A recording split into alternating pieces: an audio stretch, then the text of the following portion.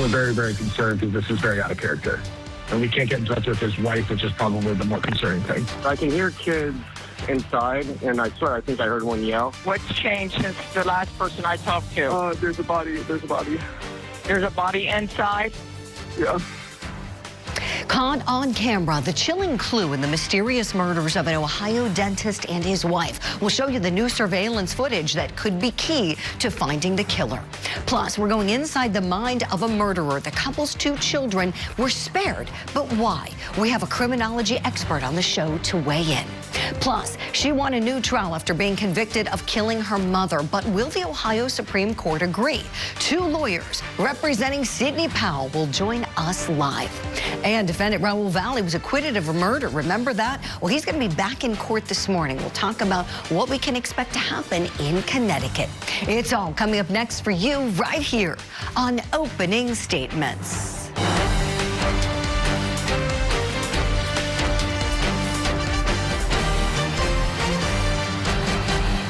Good Tuesday morning to you. Welcome to Opening Statements. I'm Julie Grant. Are you ready for some coffee and some court? It's that time of the morning where we get you all warmed up and ready to go for the big day ahead on Court TV Live. So we'll start it off as we always do by having you grab that cup of coffee right now. It's time for my opening statement. She was free.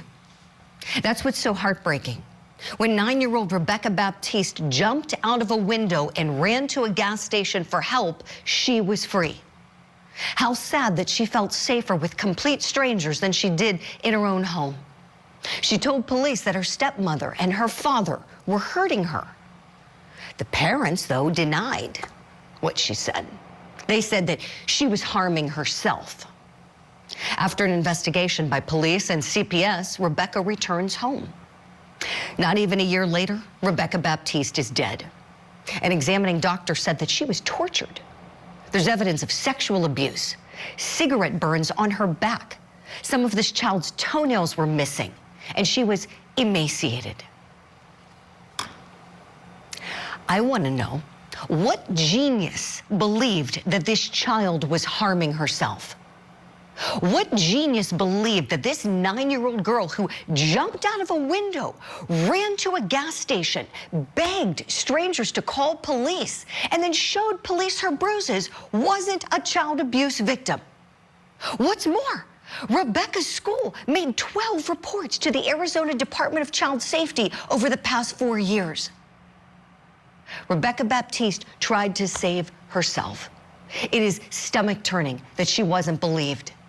May that little angel rest in peace, and may her killers get the harshest penalty that the law allows. That's my opening statement on this Tuesday morning. Let me know if you like it. Right now, it's time for your daily docket.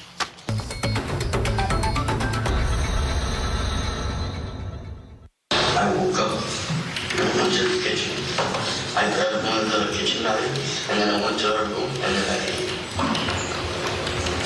It's okay, you can say it. You killed her? All right. In Florida, we have a teenager who's charged with stabbing his mother to death, who's going back to court today. You may remember this case. It became quite a high-profile one. The attorneys representing Derek Rosa are asking the judge to keep out of the trial his confession. So this is a suppression hearing. This is going to begin this morning, 11 a.m. Eastern time. It is day number 2. In this case, the whole thing is quite a doozy. We'll talk about it later. Also in Texas, we got opening statements for Adrian Gonzalez. He's the former Uvalde school officer who allegedly failed to confront a school shooter. Openings are going to start at 10:30 a.m. Eastern. And in Connecticut, we've got defendant Raul Valle back in court today for a hearing at 10 a.m. He was acquitted of murder last year, but is still awaiting retrial on some lesser charges. Right now, though, we turn to our top story for you. That manhunt continues this morning in Ohio for the person who killed a dentist and his wife in their home. This happened when their young children were inside. Now, Columbus police are releasing some brand new surveillance footage. Come to your screen. Take a look at this. This is a 30-second video. It shows a man who's described as a person of interest walking in an alley that was near the home of Spencer and Monique Tepe. This person you can see is wearing a dark hooded sweatshirt, The hood's pulled up, lighter pants. Detectives believe that the shooting happened sometime between 2 a.m. and 5 a.m. in the upstairs portion of the couple's home. Officers discovered their bodies last Tuesday after a welfare check was requested by Dr. Tepe's colleagues. The children, again, were unharmed. An official cause of death yet to be released by the medical examiner's office, but we know from what police have told us, this couple was shot to death. So let's talk about this. Let's talk about this heinous crime and what's it going to take to catch that killer.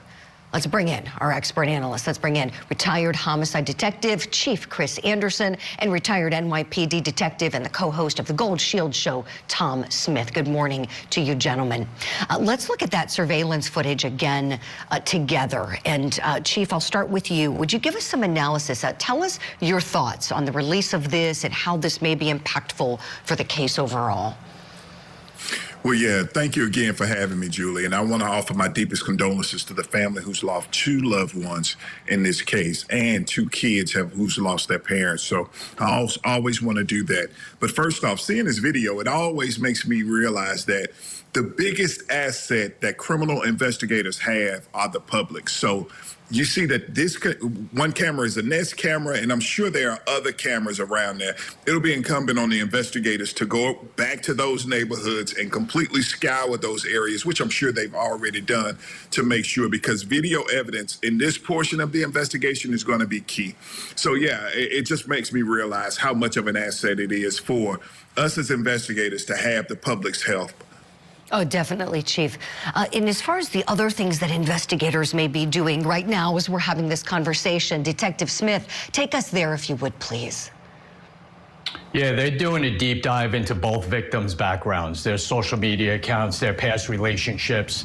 Anything that has to do with anything involving their lives are going to be looked into, and also their relatives.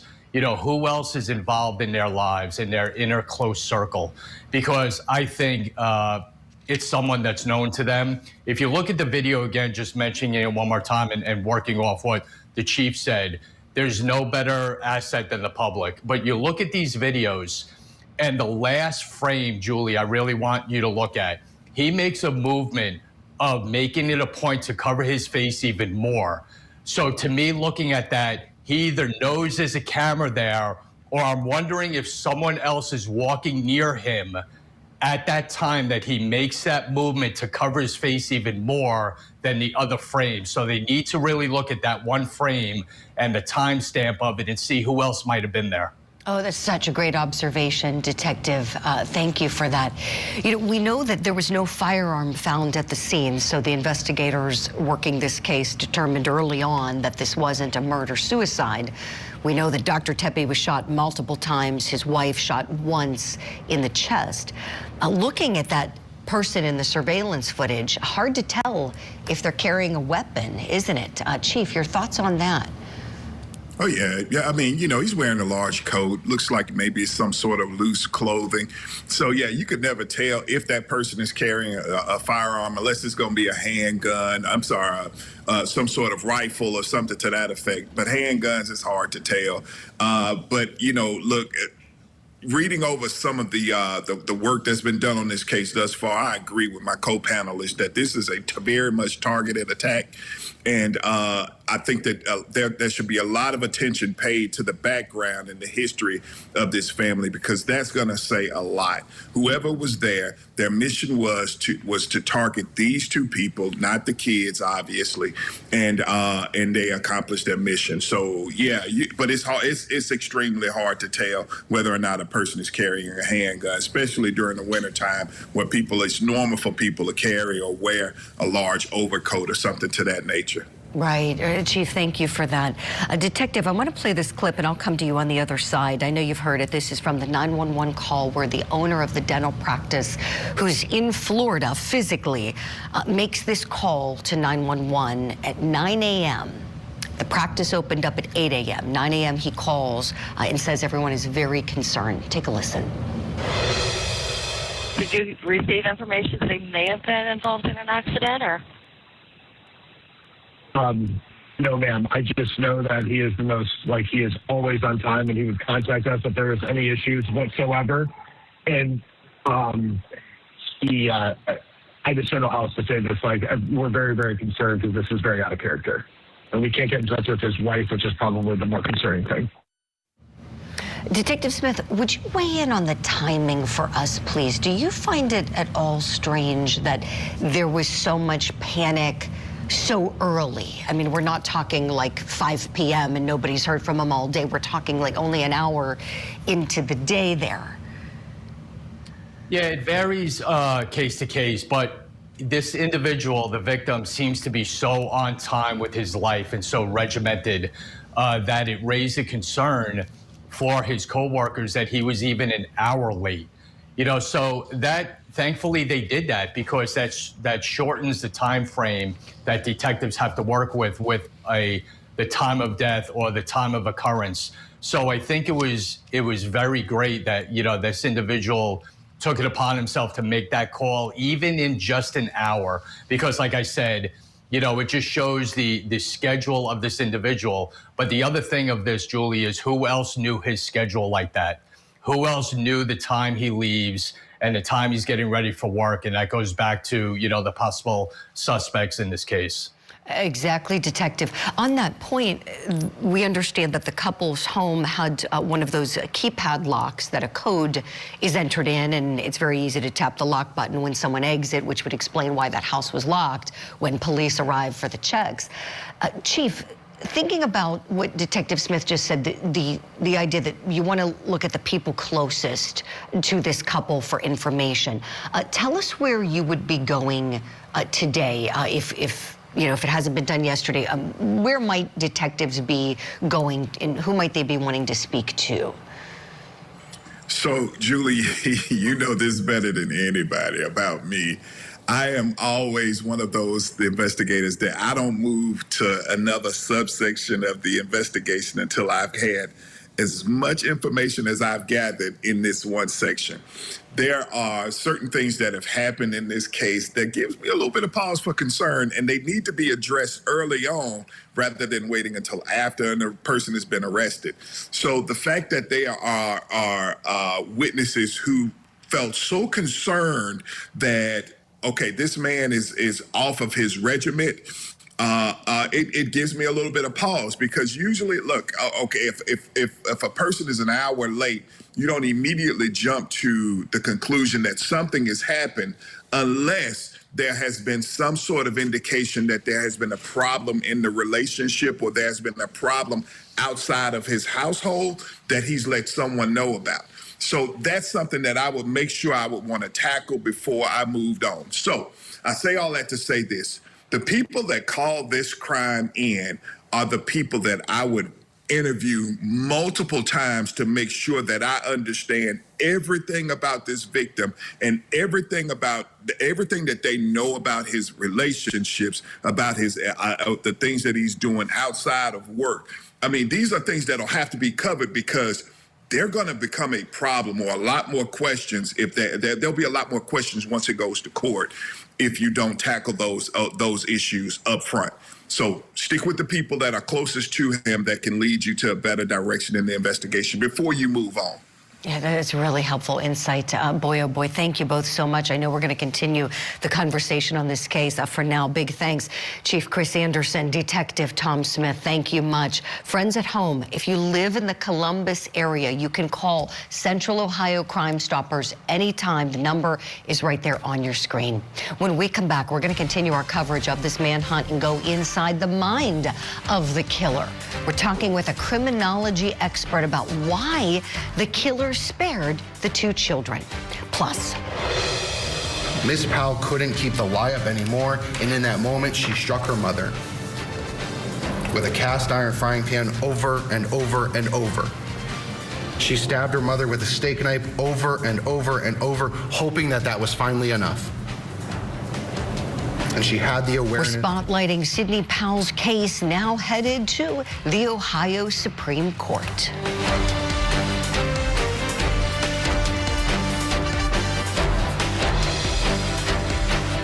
This week, we kick off the year with an in-depth look at the country's biggest trials and true crime investigations for 2026. Opening Statements with Julie Grant. Mornings at 8, 7 Central on Court TV. The school shooting that broke hearts around the country and broke trust with law enforcement. Now the officer sworn to protect those students faces a jury. The Uvalde School Massacre Trial. Live coverage today on Court TV. The difference.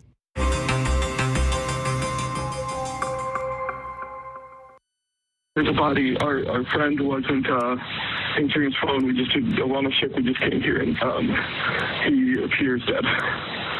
Okay. There's blood. He's laying next to his bed, off of his bed, and there's blood.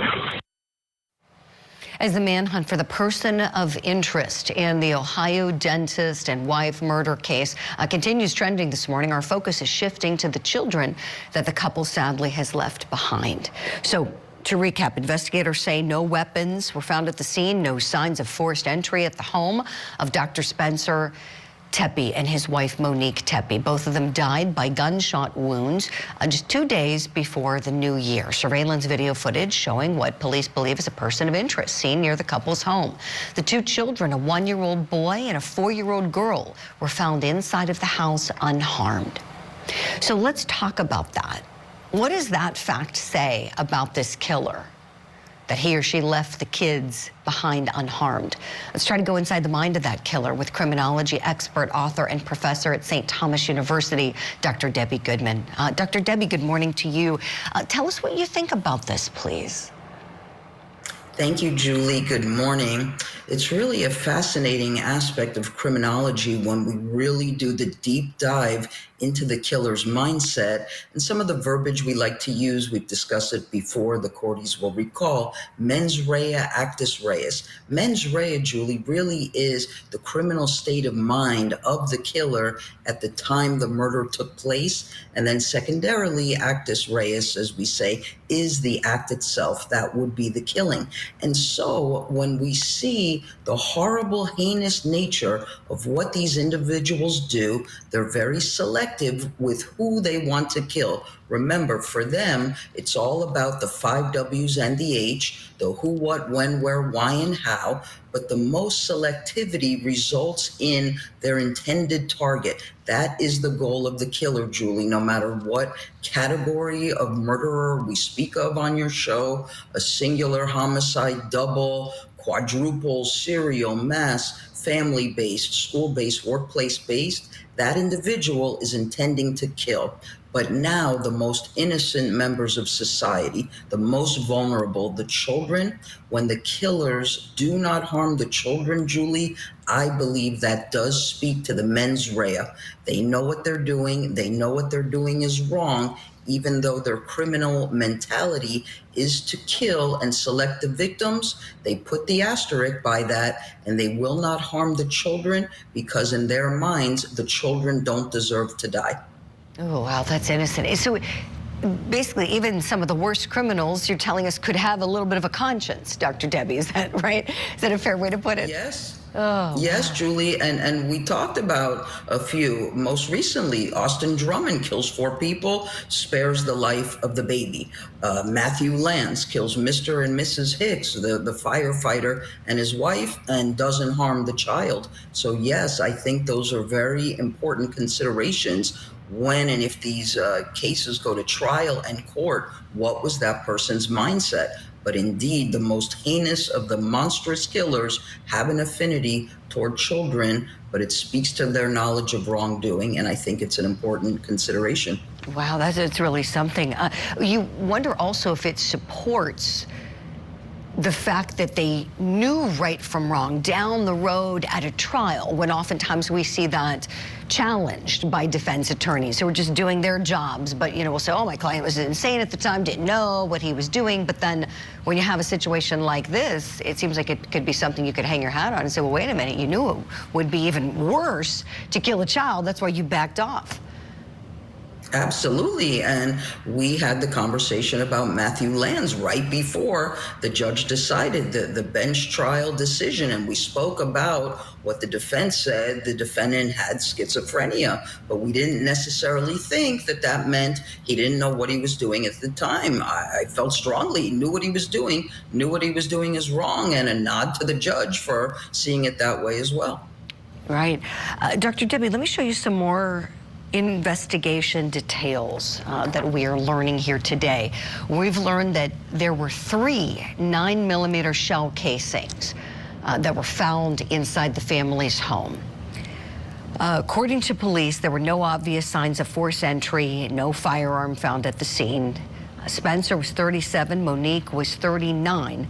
Both of them fatally shot between 2 a.m. and 5 a.m. is the projected window when police think this occurred.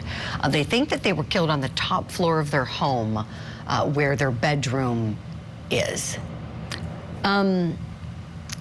The spent casings, I want to talk about this with you, Dr. Tepe, because when this initial reporting came out, I was listening to every report I could find coming out of Columbus, and all the reports were saying multiple shots were fired at him, 1 shot was fired at her.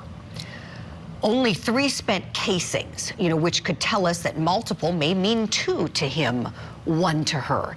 So operating under that scenario for the sake of our analysis this morning, can you tell who's the intended target by that? Yes, thank you. That's such an important talking point. So I have a theory on this one. I know we've ruled out the murder-suicide. I don't think it's a serial killer. So the 2 theories at the moment that I'm focusing on, I do think this was a retaliatory murder, Julie. And of course, the law enforcement experts, they know what they're doing and who to look at. But my opinion on this one is yes, I believe the dentist, Spencer Tepe, was the intended target. And because of what you just said, multiple shots directed toward him, I think the retaliatory murder, I'd be looking at disgruntled individuals, right? Associates of the dentist, potentially an individual who may have been terminated from employment within the last year or 2. And secondarily, I'd be looking at a disgruntled patient or client, somebody who may have had a dental procedure who is dissatisfied in some type of discomfort or pain. I'd be looking at the communication records. Did individuals call repeatedly wanting to speak to the dentist, and or were there excessive emails for communication? Is there a possibility of an absolute stranger? It's possible, like we saw with Matthew Lands, but I'm not leaning in that direction. I think it's a retaliatory murder against the dentist. Right. Dr. Tepe, I'm in agreement with you. This feels very personal, looking at all these facts, and who's going to have the code to get in their house if nothing's taken? There's not a burglary going on here, so there's that.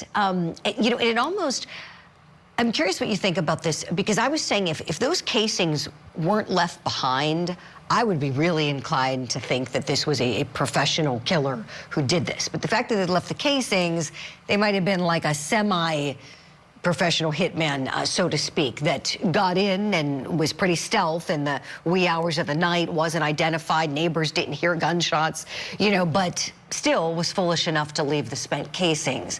What do you think about the idea that this was not executed by someone known personally, but maybe by someone hired by someone to do this?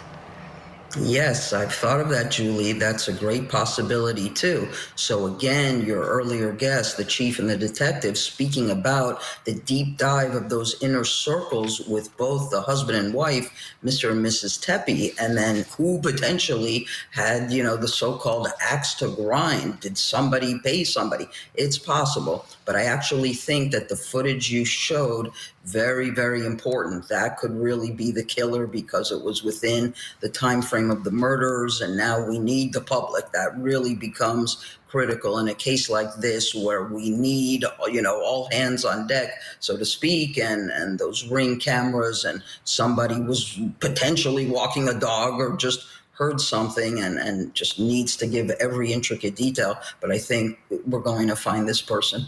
Yeah, I sure hope they do. I'm confident they will.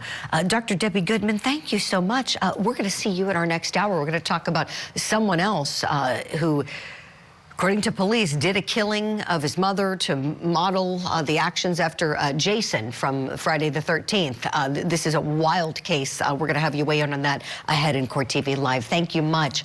We'll hit a break for now as we're coming up at the bottom of the hour. Don't go anywhere, friends, except maybe to get a little more coffee. Here's what we have coming up next. Verdict form number 1 as to count 1 reads, we, the jury in this case, being duly impaneled, sworn, and affirmed, do hereby find the defendant Sydney Powell guilty of the offense of murder as charged in count 1. Verdict form number 2 reads, we, the jury in this case, being duly impaneled, sworn, and affirmed, do hereby find the defendant Sydney Powell guilty of the offense of murder as charged in count 2. I know you remember Sydney Powell's trial. Well, her conviction was overturned by the appellate court. They ordered a new trial for her. But the state of Ohio doesn't want that to happen. They want her conviction to stand. So they're appealing to the Ohio Supreme Court. Well, we've got 2 of Sydney's attorneys joining us live next. Plus, defendant Raul Valle returns to the courtroom this morning. He was acquitted of murder. But what about the lesser charges that he's still facing? We may get some answers this morning.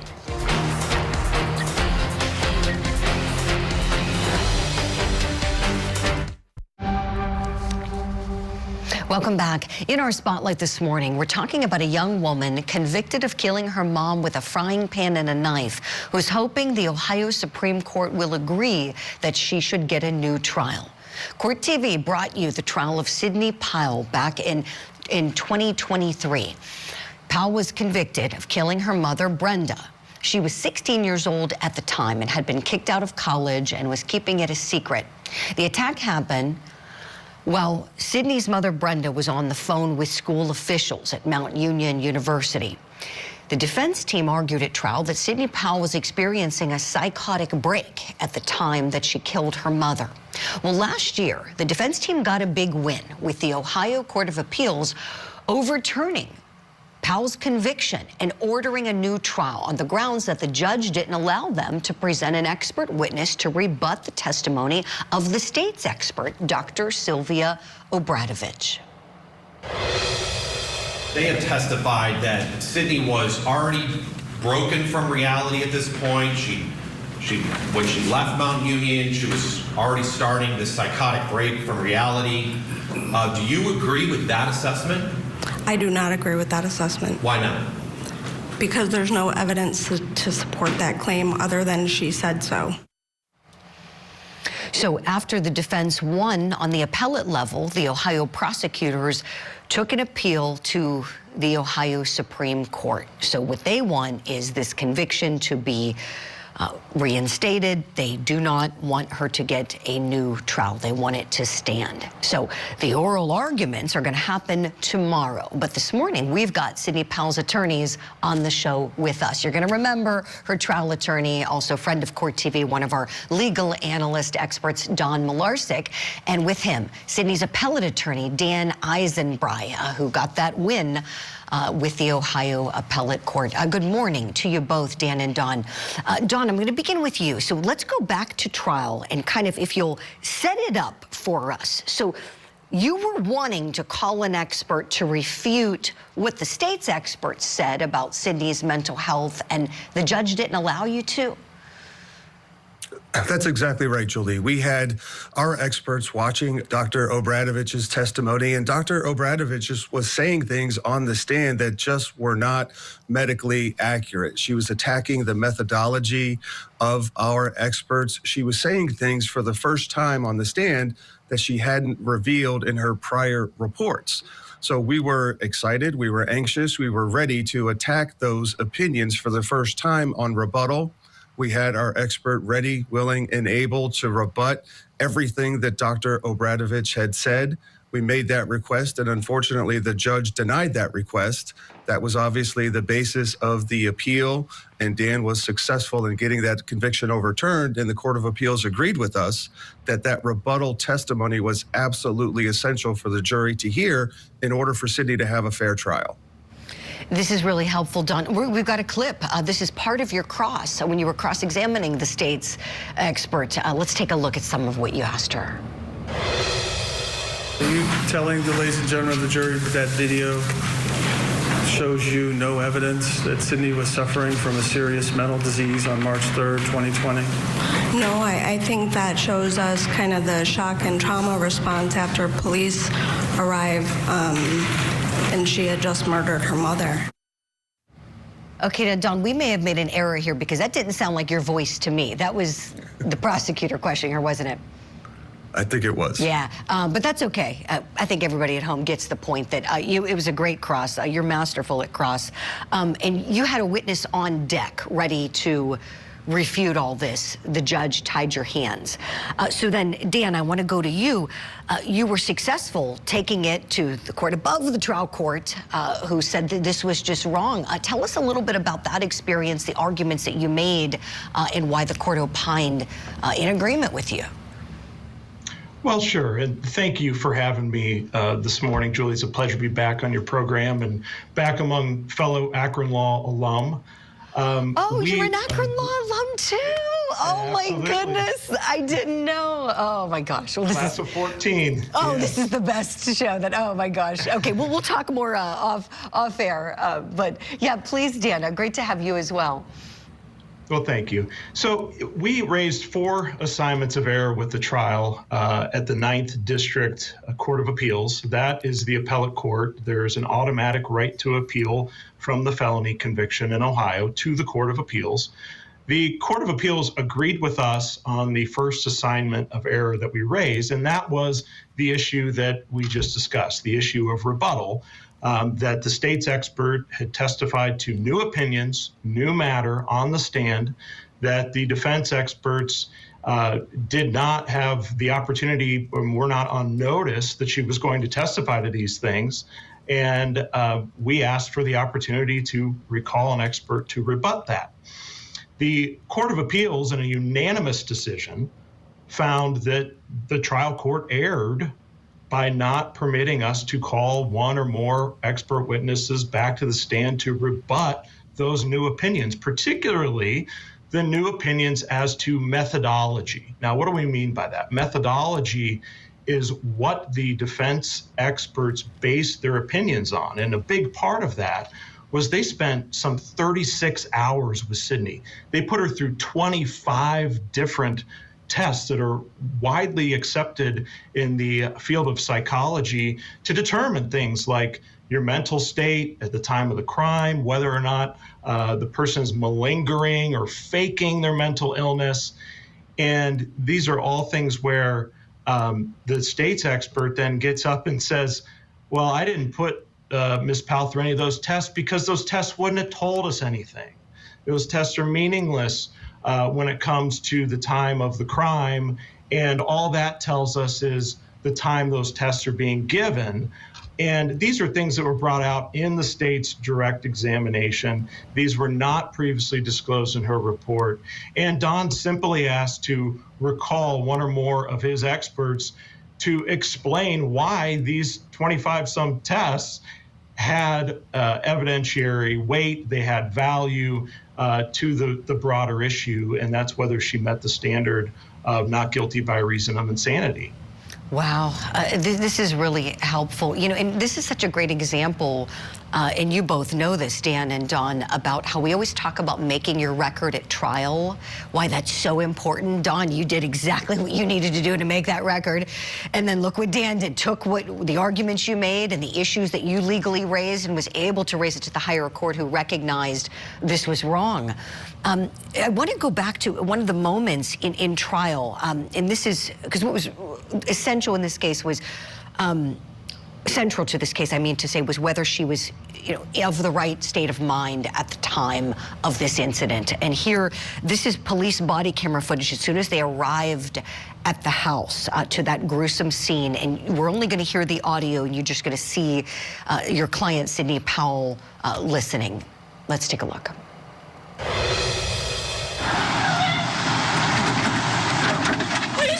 She's on the ground. Who is it? My mom! Someone broke into that window. All right, hold on. She's on the ground. mom. Okay, Mary. No, there's so much blood. No, please. Ma'am. Stop. Hold on, we gotta figure out what's going on. Dawn, when you take a listen back to that, you see her reaction. Remind us, please, your position of where her state of mind was. It's just absolutely heartbreaking to listen to. And what the jury saw immediately after that body cam video was Sydney on the bottom of the driveway, fallen over, scratching and clawing at the pavement. Her face was bleeding, her hands were bleeding, and she was absolutely in a catatonic state. I mean, she just had a complete break from reality. She had no idea what was happening. She was trying to make sense of her surroundings. And, you know, that psychotic break was traumatic, it was profound, and it was what prevented her from knowing the wrongfulness of her conduct. You have to remember, Sydney didn't try to flee. She didn't try to hide the murder weapon. She didn't try to clean up the scene. She was there when the police arrived, trying to make sense of what had just happened there. So I think that audio, and maybe more importantly, the video right after that incident, absolutely proves that Sydney was having a psychotic break, and that prevented her from knowing the wrongfulness of killing really her best friend, her mother. Dawn, I appreciate that. Dan, final word to you. I know you're ready to go tomorrow. We appreciate you making time today to come on here. Tell us what's going to be the main thing you're going to drive home to the justices. Sure, it's going to be this rebuttal point and just driving home the point that when a state's expert testifies to new opinions on the stand, a criminal defendant has the right to rebut those opinions. I mean, that is what our argument boils down to. And that's why Sydney should get a new trial, as the 9th District agreed in their unanimous decision. Yeah, well said, Dan. You know, we always talk about, above all else, a defendant's right to a fair trial is always paramount. Thank you both so much for your time. Dan Eisenbry, we'll have to have you back on another case sometime, my fellow Zip. Dawn Malarsic, we'll get you back soon, as you know as well. Take care, gentlemen. Thanks so much.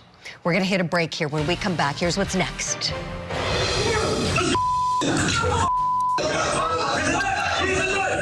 Did you have the knife in your hand at that point? No. Where was the knife? It was in my pocket. Could you get up? No. Why not? There was just so many people. Do you find the defendant guilty or not guilty? Not guilty. So what's going to happen with Raul Valle? Is he going to go free again on the lesser charges? Is he going to plead? What's going to happen when he comes to court in just a couple of hours? We'll discuss next.